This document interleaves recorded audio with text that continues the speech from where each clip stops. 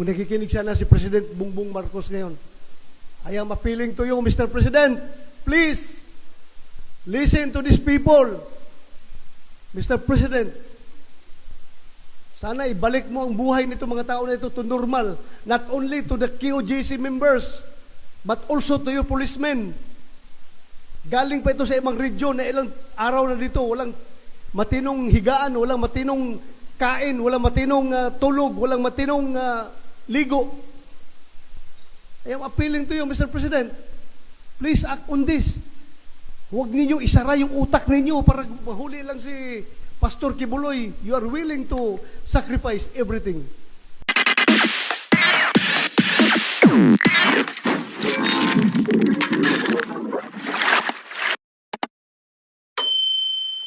I would like to get the commitment of the PNP. Ano ba talaga? Are you willing to sacrifice the future of the children ng mga estudyante? Hindi sila makapag-aral dahil sa continued presence niyo dyan sa area? Sir, we are not preventing them. Ha? We are not preventing them to continue with their Yeah, daily you're not activities, preventing them, but kung ako ang estudyante, hindi ako papasok dyan na ganyan kadaming pulis. Hindi ako papasok dyan. Ako teacher, hindi ako komportable na kaklase dyan kung ganyan kadaming pulis sa loob. I think more than me, sir, there's one person that we can ask to end all of this, sir. And I think we know who he is. Because Kaya nga, your quest for the arrest of Pastor Kibuloy would mean sacrificing everything. Yung mga bata na nag-aaral, yung mga tao na nakatira dyan, ganun ba? So you will continue to stay.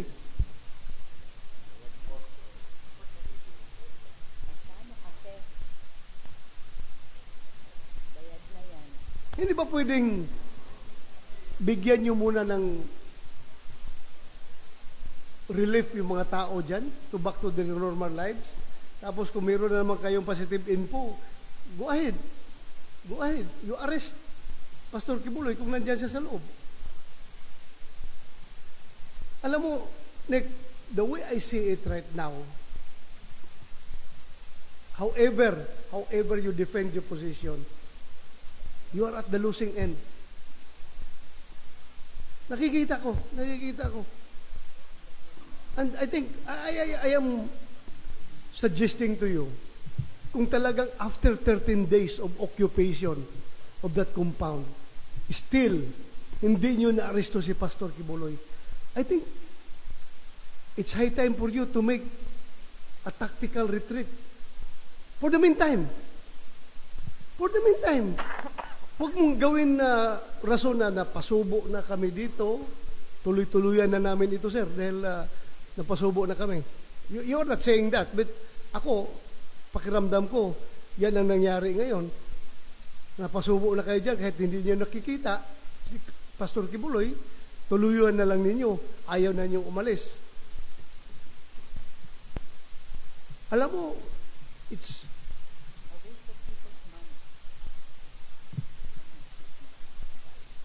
kung babalik sa normal yung buhay ng mga taga QJC, pag umalis kayo dyan, pati yung mga pulis natin, babalik rin sa normal yung buhay nila. And we are not preventing you from striking back. Kung meron kayong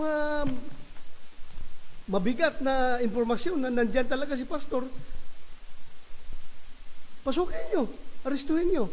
Pero continuously staying there is detrimental to both of the parties, QJC at saka kayo, police. Detrimental to both sides yan. Kaya I am appealing to you in the name of humanity, please be human enough to consider all these things. Please be human enough. I cannot give you a direct order, although gustong-gusto ko talaga sabihan kayo na umalis na kayo dyan, but I cannot give you a direct order, otherwise it will be a legislative overreach. I am not part of your chain of command. Hindi ko kayo pwedeng orderan dyan.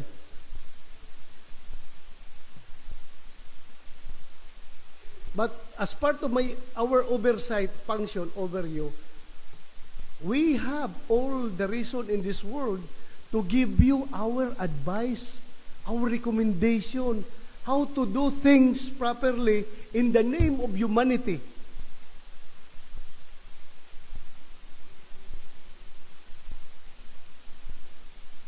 Magiging normal ang buhay nila, magiging normal ang buhay ninyo kung babalik kayo. Then kung meron naman kayong informasyon, go ahead. Nobody's stopping you. Pero yung ganyan, tuloy-tuloy na lang kayo, I am running out of reasons to explain to the people why are these policemen are still there after how many days continuously occupying because gusto nilang kalkalin lahat ng lugar. Ay, hindi ko ini-invalidate yung mga rason ninyo na meron kayo nakikita, meron kayong informasyon. Okay, that's part of your job. Pero sa ngayon naman siguro, you cannot justify your existence there inside the compound for how many days na. I know you're pressured by your commanders to arrest Pastor Kibuloy. They will not give you 3,000 people from other police regional offices. They will not support you with that gargantuan number of troops just to arrest one wanted person kung walang imprimatur yan galing sa taas. Napipressure kayo. But because of that pressure, napapasubo na kayo, nahiya na kayong umatras. I am giving you the advice. As early as now, you can make your tactical retreat, however you term that, strategic retreat, you can do that. Pero kung sabihin mo sa akin, General Torre, that you will still continue to stay there, I don't know how to explain your continuous stay in that area, armed with the warrant of arrest. After 13 days, hindi pa niyo nahuli yung hinahanap ninyo. I am running out of reasons. I am running out of justifications. I want to help you. I want to help you justify your actions. Dahil mga tao ko kayo dati. I'm trying to help you. I am trying to justify your actions, but I'm running out of justifications. Ngayon, sabihin mo, tuloy-tuloy niyo pa. Well,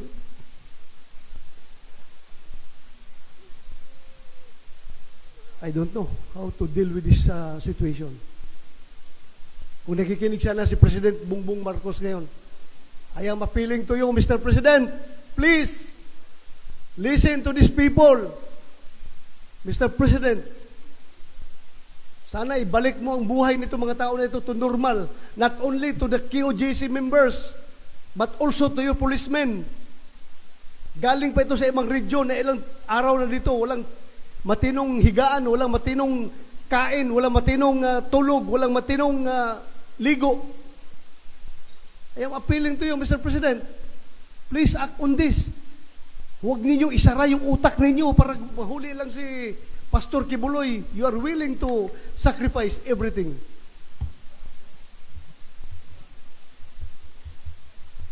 That's only an appeal. I hope you are listening.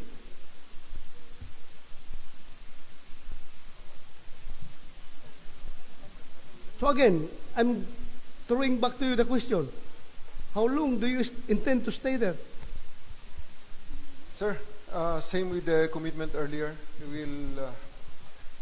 We won't stop until we arrest Apollo Kibuloy, sir. We believe he is in KOJC compound and we will look for him if only the KOJC, again, if only the KOJC members will cooperate with us, leave us alone in what we are doing, we're not hurting them. We're not hurting them. They are the ones impeding us. We want to go into a building, why impede us? Stay away. It's not you that we're targeting. We are looking for Apollo Kibuloy, Crescente Canada, Ingrid Canada, Sylvia Simanes, and Roy. What's the first name? Roy. Jacqueline Roy. Those are the people that we are interested in. We're not interested in Dr. Badoy. We're not interested in Marlon Acobo. We're not interested in Banat Bay. We're not interested in anybody except for the 5. Let us look for them freely in these areas. They say that these are sacred grounds. We see that, anyway, sir, this is really of no point of debating, considering that the court order still subsists, and it will be a great dereliction of our duty if we will stop and we will not comply with the court order. We have positive information that Mr. Kibuloy is in the compound, and you have seen the challenges that we faced in the past 13 days. And of course, I would like also to, pasensya na po kayo, dahil kung isa lang talaga, there's only one person who can end this all. The Son of God. Claiming to be the Son of God. Kasi nga naman, ang Son of God, nakilala ko, na nabasa ko sa libro, nagpapako sa krus para sa kanyang mananampalataya. Sana naman, itong Son of God, sa ngayong ito, can take the kadyals, hindi niya kailangan magpapako sa krus. You are also a son of God. I am also a son of God. Yes, everyone here is a son of God.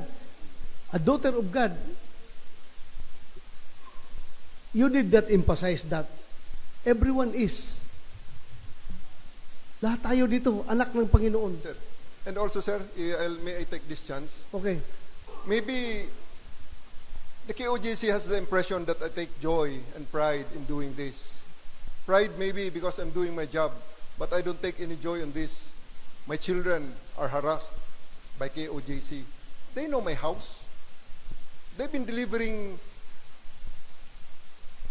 vegan chicharon in my house in Marikina during the time that the SMNI franchise was revoked, and the reporters were turned to sellers and fundraisers of sacks and sacks of vegan chicharon.